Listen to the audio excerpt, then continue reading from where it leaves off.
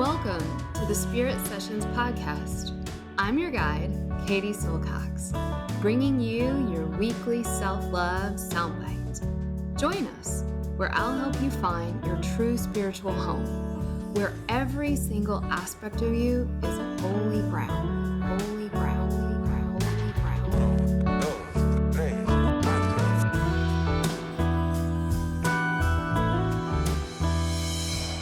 This is Spirit Session Podcast with Katie Silcox. Venga chicos, empezamos.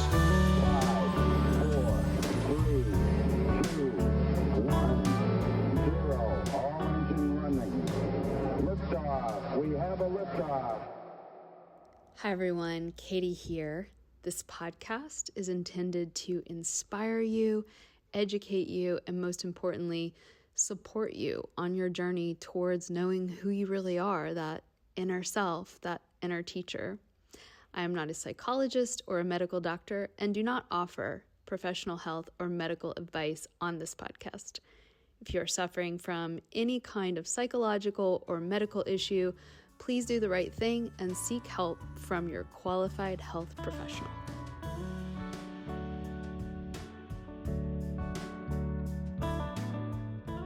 Hi everyone, Eva here from the Shakti School.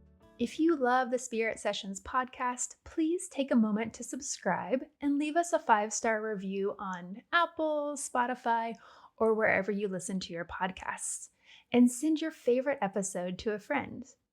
Thank you for helping us spread feminine form Ayurvedic wisdom. These actions may seem small, but they make a big impact. Now, here's Katie.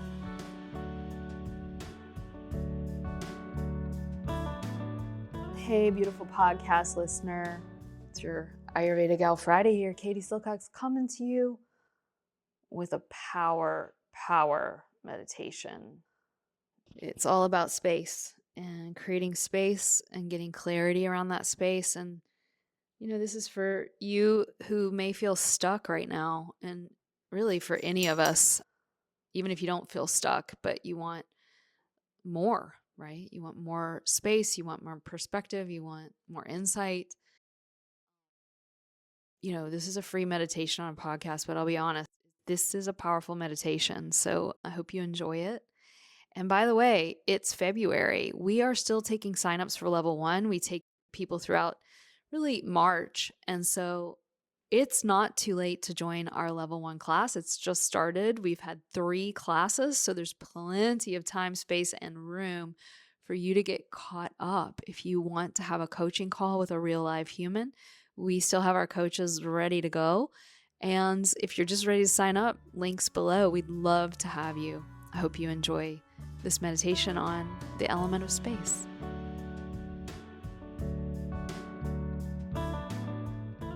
So I've been working in my own practice lately a lot with akash, which is the element of space. And I think particularly after this time where, here at Shakti School, we have been in super launch mode, launching level 1. And there's been a lot of that energetic of hustle. And I don't think it's just Shakti School. I think the holidays leading into the new year, right? And so the medicine for hustle, aka the medicine for pitta, is space. And we think it's water, and it is. Space gets a lot less press in the Ayurveda world than water. And space is everything. I forget that space is the container through which the goddess creates all the other things. And without space, there is nothing to mix things into. And also without space, nothing new can happen.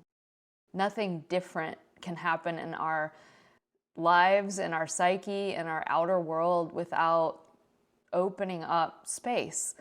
And so I know for me personally, sometimes when things get, you guys know I had the fire, and now it's I can't believe like how much this process of burning down the life really is slow to rebuild. And so now we're in this next phase and it's like rebuilding. And I want to get it all done as quick as possible. And so I'm wondering if you all ever feel like I have so much to do on my to-do list, and if I can just get through all of this stuff and go a little quicker and a little more efficient and blah, blah, blah, blah, blah, like then I'll be able to have space and rest. And maybe there's a little bit of truth to that, but have you ever noticed, I have found that it amps up, so just you younger women take note, it amps up so much more in your 40s. So forget about it. If you think it's tough right now, looking at you 30-year-olds and 40s, forget about it. And 40s really are the pitta-est time of life.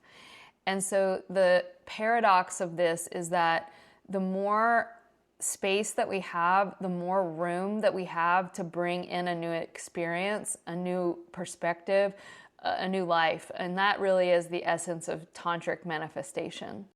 It's about stopping. Space is also not empty. It's pregnant with possibility and hope and joy and excitement about what could happen. And what could happen from the third eye's perspective, from the essence of space's perspective, what could happen is always positive, life affirming, love affirming, God affirming, community affirming, highest and best for everybody. And so if you're freaking out about anything in your personal life or the world, and you're thinking, OMG, I'm seeing this future vision of death and destruction and fear, you are not in your third eye. You're in your root. And that's okay. Sometimes you need to be there. But not during meditation as much, right? Like, yes, we want to build our energy and our root. But today we're going to work on creating space. And I could talk and pontificate, you know me. So I'll just stop and we'll stop filling in the space and we'll start feeling in the space, okay? So just opening up to that sweet feeling as you close your eyes of the power of warmth and love, which I didn't say this, but space is love. And love is spacious always, always, always. And that's why love feels so damn good. If it's real love, it offers freedom. And see if you can just bring in this sense of openness and warmth towards yourself and let that openness travel down through your brain, through your eyes, through your jaw, through your cranial bones, through your jawline, into the mouth and teeth, the tongue, the whole head, down into the throat, just filling it up with this sense of at least neutrality. Take the pressure off your perfectionism.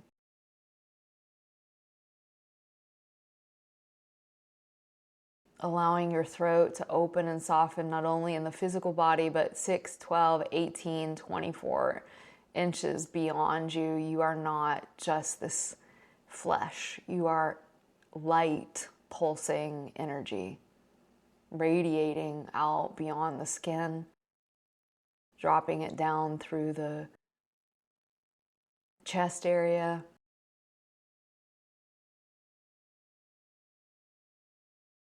and what I'd like for you to notice, particularly as we move through the throat and the heart and the belly, this is where we tend to get really tight. It's like pelvic bowl, rib cage, throat, jaw, right? And so just without pushing anything to relax, what I would like for you to try to sense into is that there's room in the heart, in front of you, behind you, sides of you, there's space. And there's also probably tightness and maybe emotion or sensation. And you don't have to get rid of that. That doesn't really work anyways. Breathing in and down into the heart, just notice and open to what you see by becoming bigger than it.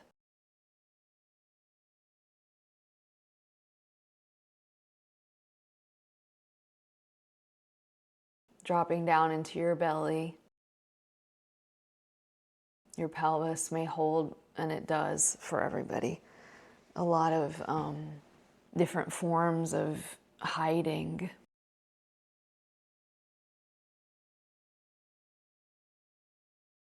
And you can just let your body start to move a little bit, and you can rock from side to side, or you can tilt back and forth like rocking your pelvis. Or you could do a little circle or figure eight. Basically just let your pelvic bowl move a little bit in a way that feels like you aren't performing any kind of dance or outer ritual, but that you're allowing the bones of the pelvis and your sacrum to become a little bit more mobile, because that's really good for your body, but also because as we move the pelvis in particular, we're able to feel the way that we get tight there, the way that we get numb and shut down there. See if you can relax any unnecessary or unconscious tension in the navel area and the internal digestive organs.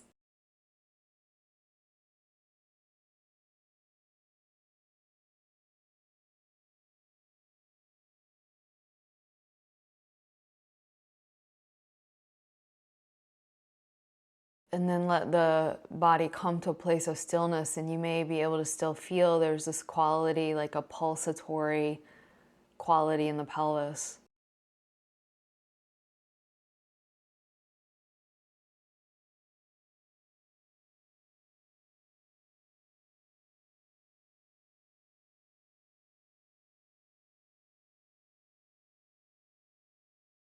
And you can allow that pulsatory quality to open on the inhalation down into the ground. And if you're like, I don't feel anything down there, just know that is totally normal and very common. The pelvis tends to be really shut down for a lot of people on the planet, especially the Western world, where we have had a lot of stigma around our sexuality, around moving our hips or buttocks in a certain way that might have been deemed wrong, around religious institutions that have told us not to move this way, perhaps, or just family structures that have made this part of our body bad. You know, many of us grew up sucking in our stomach, tightening everything up. Even in our beloved yoga tradition, this is a big problem, right? Of like toning it all in and bandha, bandha, bandha, right? Bind it.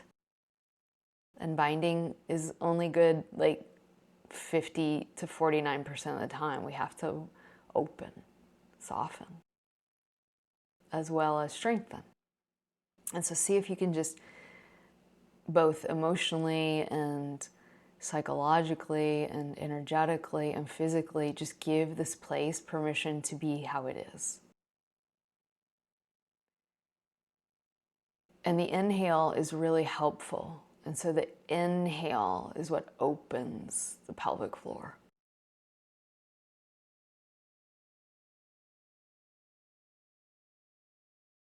And you can feel that. It's not a belief system. You can feel how the inhale opens you. And the exhale, you can just kind of feel definitely in your belly, but so over time in your pelvic bowl root, you can feel there's a toning in. And we'll just allow that big open space on the inhale.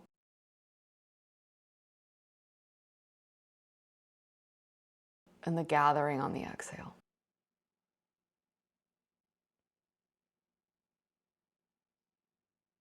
Big open space on the inhale.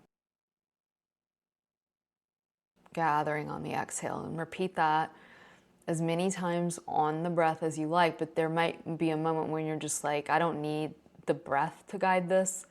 I can just feel the spanda, this pulse. And when you feel the pulse, when you feel the energy, let that be your teacher. Open to that.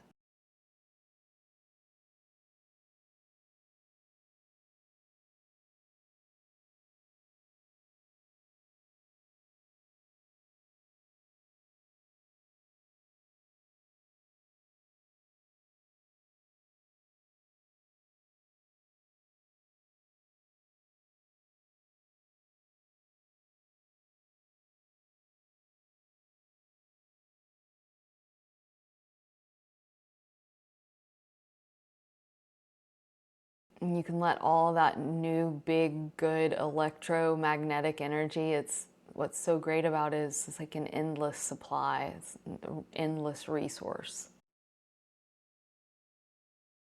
You can let your awareness draw up through the spine into your lower back.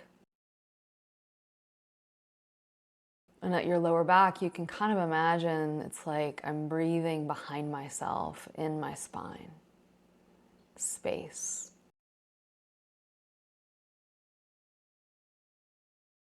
As I breathe in, the lower back behind me expands back behind me. And in all directions, but especially back. Lots of space behind your lower back. And this gives our emotions, our personal feelings, room to be digested. Because our personal feelings are based on the ego, and they're rarely really great for informing us about the direction we should go in. They're usually quite old, and they're based on the way things have been in the past. They're a very poor guide for the way we want to move in the future. They're not bad. They just need room to be in spaciousness. And as we do that, then they can liberate a lot of energy. And so if you're ever in a moment where you're like, oh, I'm feeling that same way over and over again, good. That's a second chakra emotion. And then you can let your awareness travel up a little higher, kind of right underneath that first rib of your rib cage area. And we're going to move in the other direction. So it's like breathe in and let all that focus move out in front of you.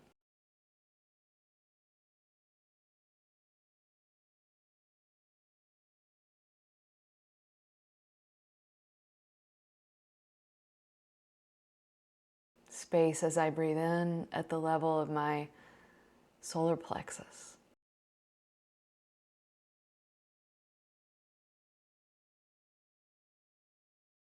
And then we move up. You can travel up your spine into the heart center, right between your shoulder blades.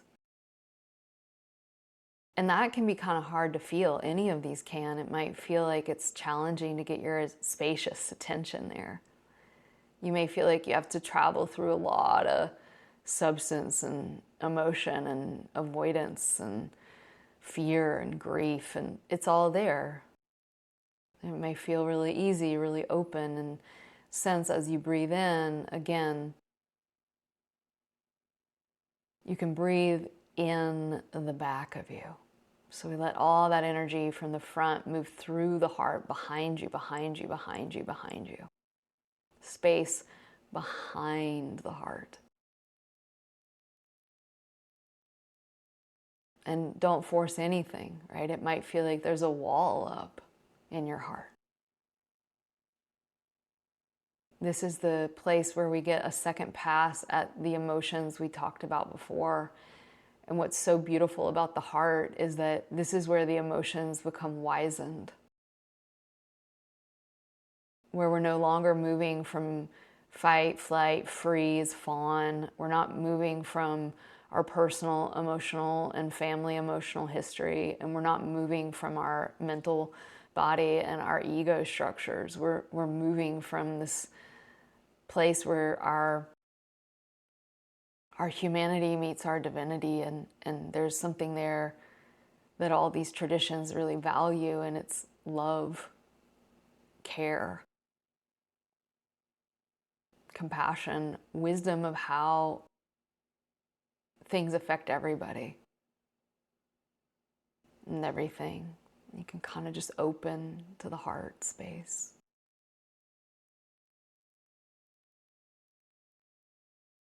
And for me, I'm walking us through this fairly quickly, but like the heart is the work of a lifetime. To just forgive yourself at the heart. To forgive your parents, to forgive your siblings, to forgive your ex-lovers, to forgive your political enemies, to forgive even your greatest enemy, which is usually ourselves. This work of the heart is the work of a lifetime. But to be spacious in the heart is the requirement for these upper centers of freedom. True, true, true insight and wisdom, liberation, and eventual transcendence.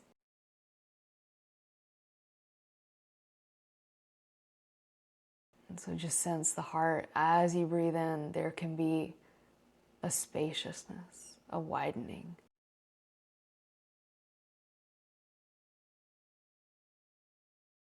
And as that happens, the widening reveals that way we all shut down.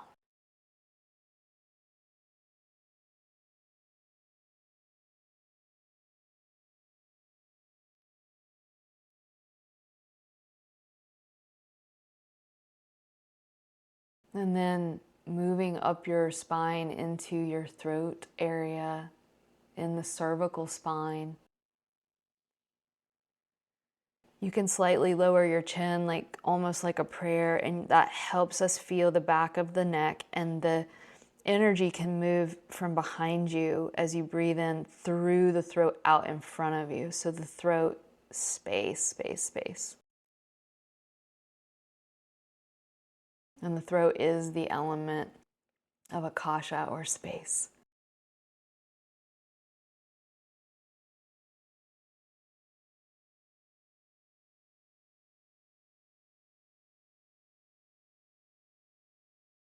And this is a really magical place in our energy body, because it's this place where we can really invite the seeds of our highest fortune, our truest soul DNA, our real heart's longing. We can invite that through the throat out in front of you to come into form.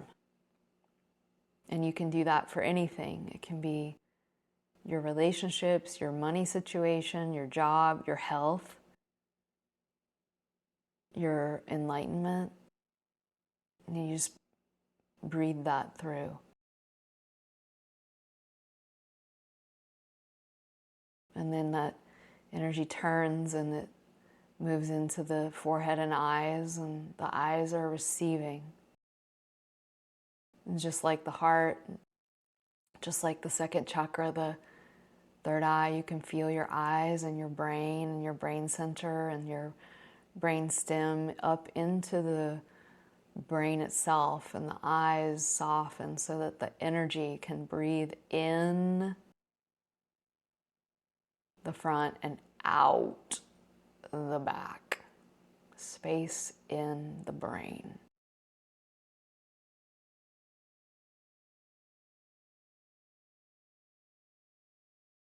And then the energy moves up the brain, out of the head, and showers down the right and left in all directions, actually.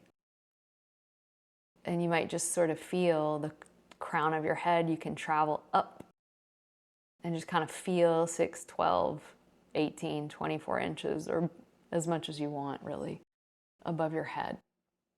And you can kind of feel what's going on there, and inhale and just feel all around you. It's almost like you're being coated in a loving, protective, nutritional egg,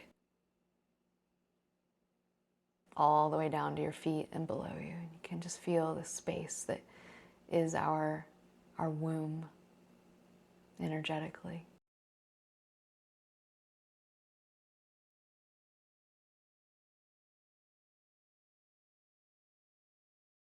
And keeping all of that spaciousness, I want you to just gently start to open your eyes and look around the outside space. And as we start to make our way back, you can just maybe take some time after this to think about what you're struggling with in your life or what feels stuck. And now you have a lot more energy to actually work with it and think about it, or don't think about it at all and just enjoy. All right. So thank you all.